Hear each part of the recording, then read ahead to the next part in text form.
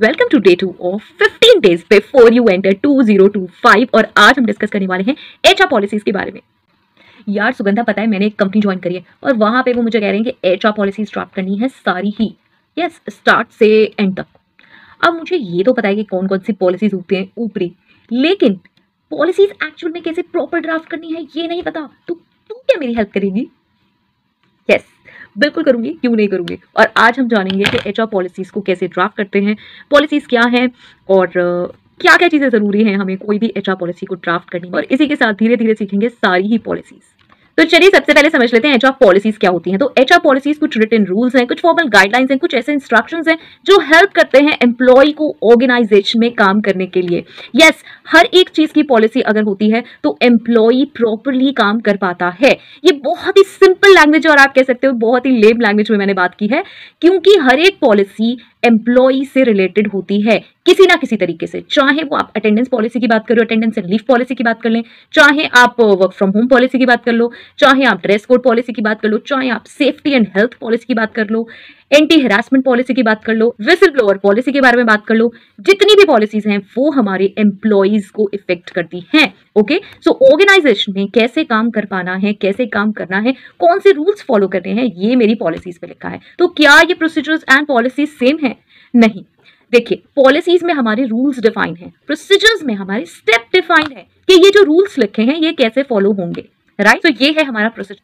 ये भी कह सकते हैं कि एचआर पॉलिसी का ज्यादा फोकस होता है कि क्या होना है, क्या करना है, और प्रोसीजर्स का पर्पस होता है कैसे करना है, हाउ टू डू इट। अब सिंपल सी बात है यार, एचआर पॉलिसीज जनरल होंगी, हाई लेवल होंगी, और जो प्रोसीजर्स हैं वो डिटेल और स्पेसिफिक ही होंगे, क्योंकि वहां पे आपको स्पेशली बताया जाएगा कि ये करना है तो कैसे करना है। चलो एक एग्जांपल से समझते हैं। हमारी एक लीव पॉलिसी है, तो लीव पॉलिसी में मेंशन है कि आपको कितनी लीव्स मिलती हैं, कितने लीव्स के लिए आप एंटाइटल्ड हैं, लेकिन वो लीव्स कैसे लेनी है वो हमारे एचआर प्रोसीजर में लिखा होगा। तो चलिए, अगर मुझे लिखनी है कोई भी एचआर पॉलिसी तो मुझे क्या करना होगा, कौन से स्टेप्स होंगे जो मुझे फॉलो करने होंगे। सबसे पहले आ जाता है पॉलिसी का नेम।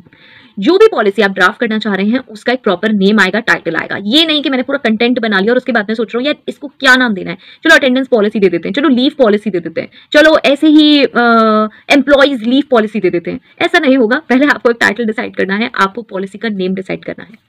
सेकेंड, उसके बाद आता है effective date of the policy. कौन सी डेट से ये एप्लीकेबल होगी, अगर हमने रिवाइज की है, अपडेट की है, तो ये मेंशन करना जरूरी है। जैसे ईयर स्टार्ट हो चुका, अप्रैल से स्टार्ट हो गया या जनवरी से स्टार्ट हो गया, अब आपने क्या करा, आपने अगस्त में चेंजेस करे और आप चाह रहे हो कि ये अभी से इंप्लीमेंट हो, तो आपको इफेक्टिव डेट मेंशन करनी होगी। अगर आप ये चाहते हैं कि नेक्स्ट ईयर से हो, अभी आपने सिर्फ प्रपोज करिए, अभी आप सब में सर्कुलेट कर रहे हो, यू नीड फीडबैक, तो यहाँ पे भी आपको मेंशन करना पड़ेगा नेक्स्ट अप्रैल से ये इफेक्ट होगी। Okay, so effective date should be mention.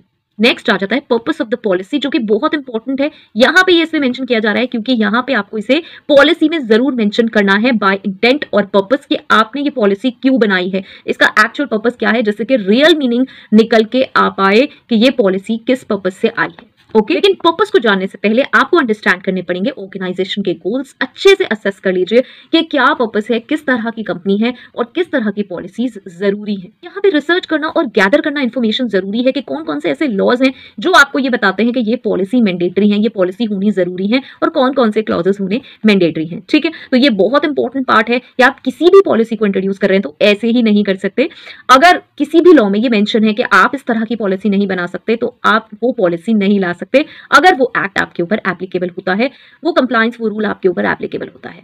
इसके बाद इनिशियली अगर आप किसी स्टार्टअप के लिए काम कर रहे हैं या फिर आप किसी कंपनी में न्यू पॉलिसीज लाना चाह रहे हैं, तो आप कुछ की एरियाज बना लें, जैसे कि अटेंडेंस एंड लीव पॉलिसी हो गई, रिक्रूटमेंट पॉलिसी हो गई, एंटी हैरासमेंट पॉलिसी हो गई, कोड ऑफ कंडक्ट पॉलिसी हो गई, टर्मिनेशन एग्जिट प्रोसेस हो गया। जो जो चीजें अभी स्टार्टिंग में मैंडेटरी हैं उनकी पॉलिसी जरूर बनाएं। वर्क प्लेस सेफ्टी भी स्टार्टिंग से ही जरूरी है, तो ये भी पॉलिसी ड्राफ्ट करनी जरूरी है। नेक्स्ट आ जाता है स्कोप। देखिए, स्कोप ऑफ द पॉलिसी भी इंपॉर्टेंट है डिसाइड करना। व्हाई? बिकॉज ये डिसाइड करना बहुत इंपॉर्टेंट है कि ये पॉलिसी किस पे एप्लीकेबल है। अगर ये पॉलिसी सिर्फ इंटर्न्स के लिए है, ट्रेनीज के लिए है, फ्रेशर्स के लिए है, फुल टाइम एम्प्लॉइज के लिए है, पार्ट टाइम एम्प्लॉइज के लिए है, कंसल्टेंट्स के लिए है तो वो आपको मेंशन करना होगा। अगर ये सबके लिए एप्लीकेबल है तो वो भी मेंशन करना जरूरी है, बिकॉज यहीं पर ऐसा होता है कि बहुत बार आपके जो पार्ट टाइम एम्प्लॉयज है, फ्रीलांसर्स हैं या फिर कोई कंसल्टेंट्स हैं या इंटर्न्स हैं, ट्रेनीज हैं, वो यही बात का बेनिफिट उठाते हैं कि इसमें मेंशन नहीं है कि ये हमारे लिए भी है। ठीक है, तो आप इसमें स्पेसिफिकली मेंशन भी कर सकते हैं कि trainee, interns, full time, part time, और आप ये भी कह सकते हैं कि this is applicable to everyone जो भी पेरोल में है या जिसके भी टर्म्स ऑफ एम्प्लॉयमेंट में ये मेंशन है।